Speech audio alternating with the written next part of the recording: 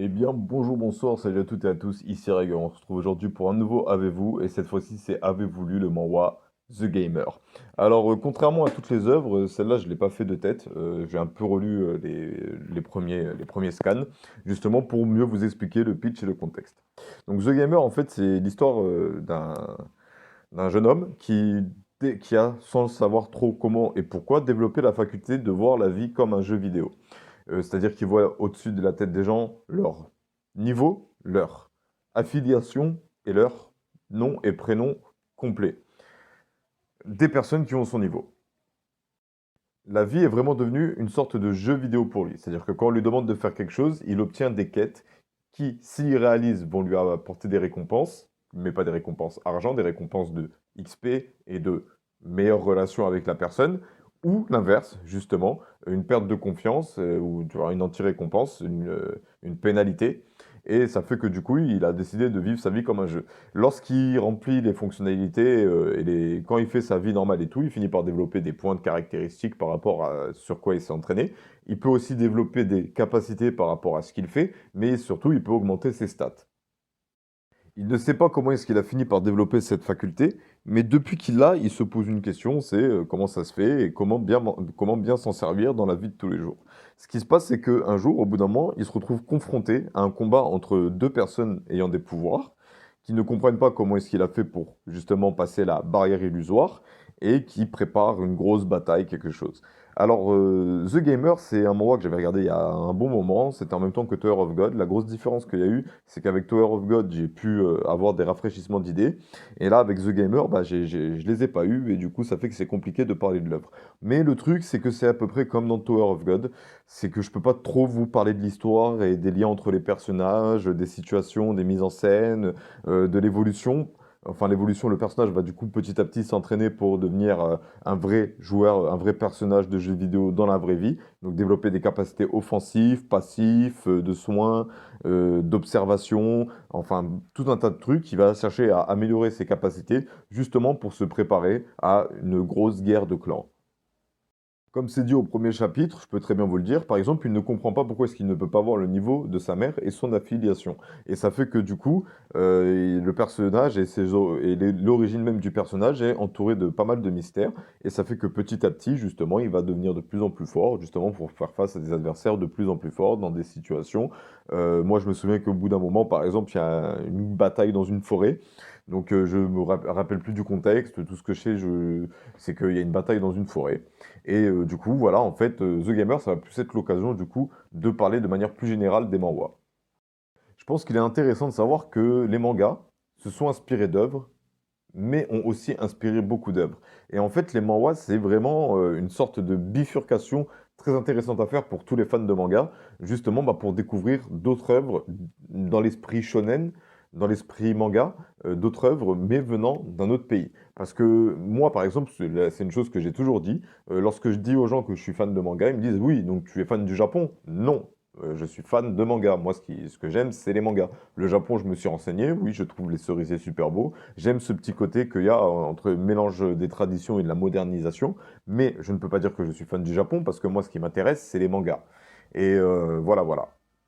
Et justement, quand on voit que des auteurs comme par exemple le mec qui a fait Dreamland, hein, je crois que c'est un Français, ils se sont inspirés des mangas, c'est aussi intéressant de voir les autres pays qui ont du coup été fans de manga, qui ont décidé de faire leur propre œuvre dessinée, parce que au fond, un manga, un comics, un manhwa, une BD, c'est la même chose, c'est dessin, texte, c'est une bande dessinée, c'est juste que c'est euh, un nom propre à une bande dessinée originaire d'un certain pays.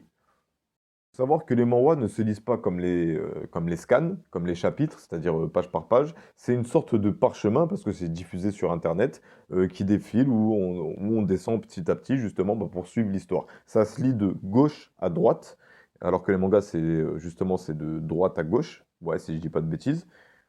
Je me suis tellement brouillé. De gauche à droite, ouais, ça c'est français. De droite à gauche, c'est manga, ouais, ouais, ouais.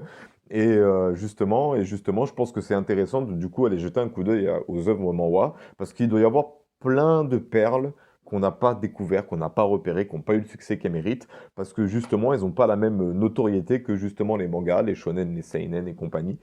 parce que justement, c'est un peu récent que justement, même moi à l'époque, c'est un abonné qui m'avait conseillé Tower of God. En regardant Tower of God, je me suis renseigné sur d'autres manhwas. J'ai regardé The Gamer et un autre dont j'ai oublié le titre, mais que j'espère pouvoir retrouver en allant sur le site sur lequel j'allais. Et de là, il y a justement un abonné fidèle depuis le début, un de mes lieutenants, qui m'a conseillé de regarder le manhwa The God of High School. The Gamer est vraiment une œuvre intéressante pour justement voir l'évolution du personnage, les choix qu'il fait justement pour augmenter ses stats, parce que comme il voit la vie comme un jeu vidéo, lorsqu'il gagne un niveau, il a des points de, on va dire, de caractéristiques à se donner à lui-même, en force, en intelligence, en sagesse, en chance, en dextérité. Et je crois aussi, il peut augmenter la vie, il peut augmenter les PM, enfin, il peut augmenter ses stats, comme s'il était dans un jeu vidéo. Et justement, de par le fait qu'il se retrouve confronté et qu'il se retrouve au milieu d'une guerre de clans, il va devoir s'entraîner pour pouvoir faire face à des ennemis de plus en plus puissants.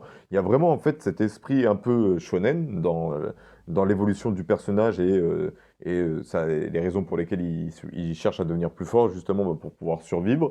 Mais c'est aussi intéressant parce que comme dans Tower of God, les situations et les révélations sur les personnages, on peut pas trop en parler, mais parce que du coup, depuis qu'il a cette capacité, il se rend compte qu'il y a beaucoup de personnes autour de lui qui sont mystérieuses. Et justement, je pense que ça, je peux vous le dire. Et en fait, ça se passe, les clans sont dans le vrai monde, le monde IRL, mais il existe un monde, entre guillemets, parallèle, où quand deux personnes souhaitent s'affronter, elles doivent créer un dôme illusoire où il n'y a plus aucun citoyen qui peut passer par là.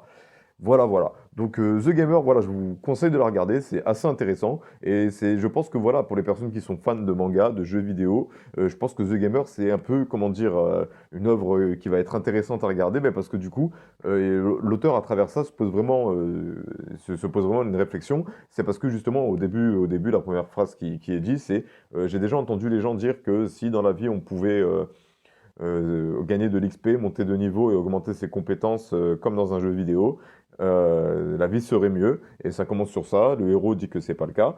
Et justement, en fait, au fond du fond, quand on y repense, et c'est vraiment pour ça qu'à cette époque-là, cette œuvre m'avait plu, c'est parce que je m'étais déjà fait la remarque que la vie, c'est un peu comme un RPG.